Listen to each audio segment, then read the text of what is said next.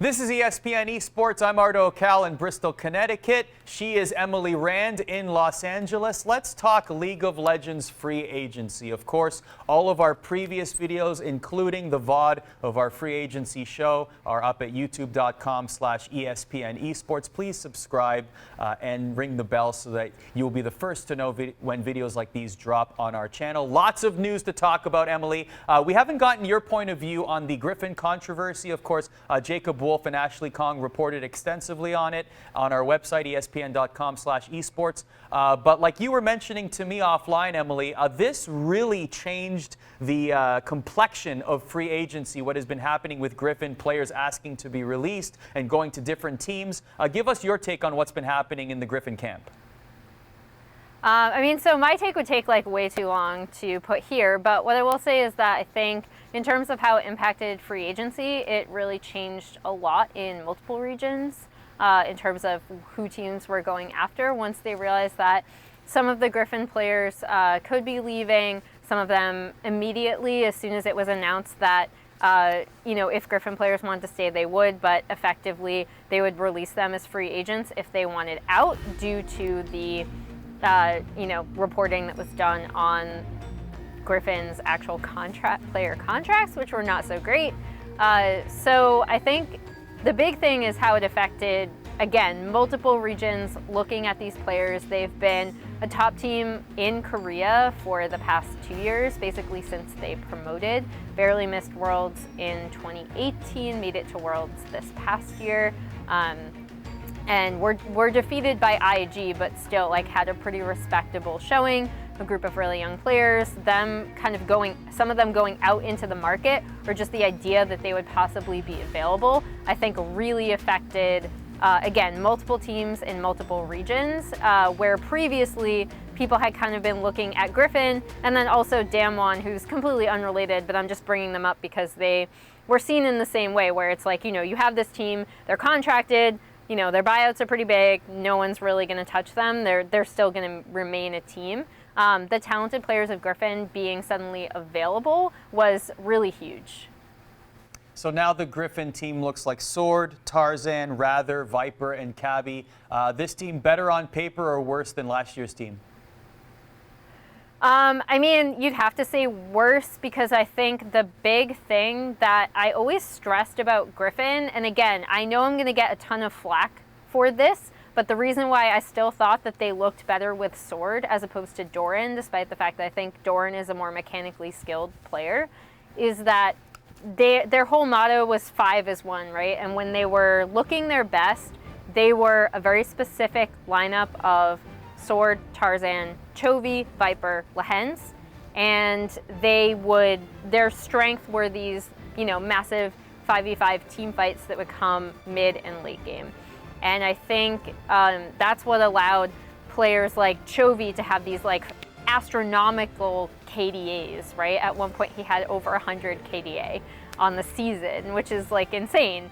I think that the fact that they all worked so well together, the fact that it was stressed that they should all have one brain, they should think as one, whenever they do something, everyone has to approve of it, I think it worked really well for them. And so any lineup on paper that isn't the initial Griffin lineup, I think is still going to be a downgrade, because they were, in my opinion, a very special and unique team in that way. Let's talk LCK. Mystic returns to the LCK for the first time in several years. He was playing in the LPL. Now he joins Afrika Freaks. What will that veteran presence mean to Afrika Freaks? I think it's great. I think it's a great pickup for them, actually. It really helps with, the Freaks said they were basically building their team around Keen. He was their first signing, their top laner.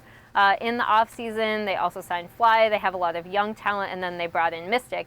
And the Mystic pickup is huge. I think Mystic wanted to go home because he is married, but his wife, unlike someone like Doinby, his wife is actually South Korean. And so I think they just wanted to be closer to their family and be back in South Korea. So I think it's a good move for him personally, and also it's a great pickup for Afrika. Mystic has consistently been one of the best AD carries in the LPL, in my opinion.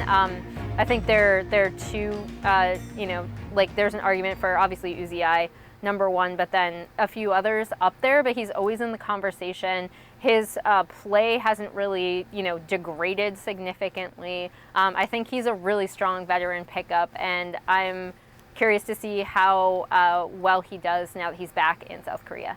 Speaking of curious, as we make our way to the LCS, that's how people are describing the 100 Thieves roster. Papa Smithy, first year as general manager, has been making some curious choices, but perhaps they will pay off. Perhaps some diamonds in the rough here we will see in the next season. So we have Someday, Meteos, Ryoma, Cody Sun, and Stunt. A lot of people pointing to Ryoma as a pick that really came out of nowhere. But what do you think? What do you think of Papa Smithy's team here and his stamp on 100 Thieves so far? You know what I like? The fact that he mentioned on Twitter in the thing that he tried out Ryoma, because not enough teams do tryouts. And there are a lot of reasons for this. I'm actually in the process of writing kind of a giant feature on NA talent and scouting grounds and stuff like that. But I think the thing to keep in mind is that the gap from Worlds to scouting grounds to free agency is like tiny due to scheduling. And so I do think teams should hold more tryouts. And so I'll hold them accountable for that. But I also know that the timing window is actually really small to hold tryouts.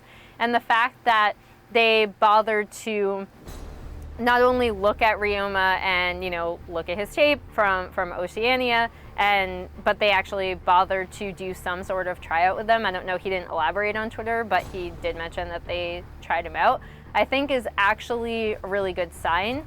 I don't know how well he's going to do. I think it is like, we talked on the free agency show about Destiny going to Origin, right? And how that was something that is kind of out of left field and could put a lot of pressure on him because he's the unknown quantity. I think it's a bit similar for Ryoma, where he's a bit of a risky pickup due to the perception around what's going on with NA mid lane talent, which is that a lot of even established NA mids like Pobelter, like Damonte, who had a really strong season last year, they're having really difficult time finding teams.